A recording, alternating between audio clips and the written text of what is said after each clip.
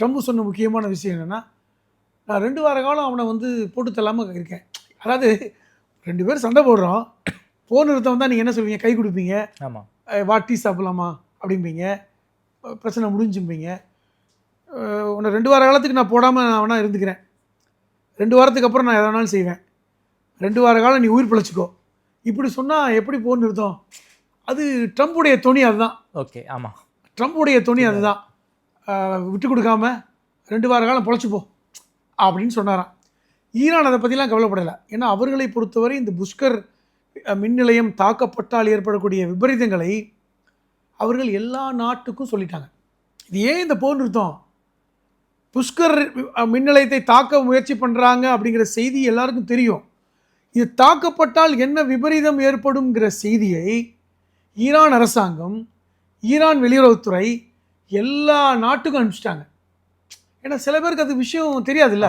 தாக்கப்பட்டால் எப்படி வந்து இந்த மின்கசிவு ஏற்படும், எப்படி வந்து இந்த அதாவது இந்த அணுக்கசிவு ஏற்படும், இதனால் வந்து கடல் எப்படி கலக்கும், இது இதனுடைய பாதிப்புகள் என்ன, உலகம் எந்த சிக்கலை சந்திக்கும், இந்த செய்தியை உலக நாடுகளுக்கு சென்று சேர்ந்தவரும் தான் எல்லாரும் பெரும் நெருக்கடியை ட்ரம்புக்கு கொடுத்தாங்க.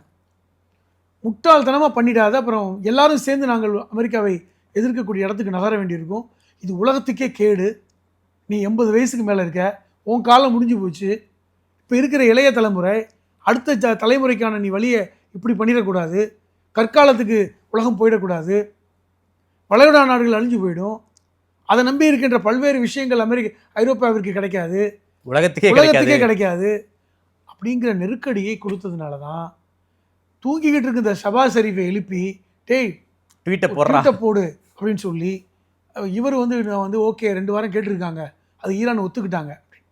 இதற்கிடையில் இஸ்ரேல் சண்டை வந்து அவங்களுக்குள்ள தான் முடிஞ்சிருக்கு, நாங்கள் வேணால் ஓகே தான், ஆனால் லெபனானை தாக்க தான் செய்வோம்.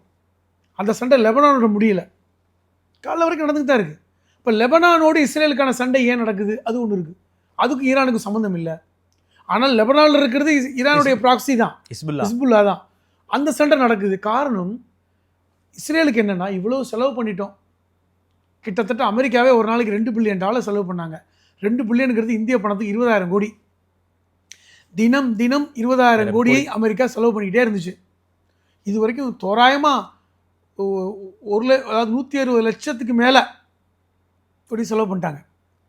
இது எவ்வளோ பெரிய பணம்? அந்த செலவு பண்ணியிருக்கோம், நம்ம கொஞ்சமாவது இடத்த பிடிப்போம், லெபனான் பாதியை இஸ்ரேலின் பகுதியாக அறிவிக்க வேண்டிய வேலை வந்துவிட்டது அப்படிங்கிற மாதிரி அவங்க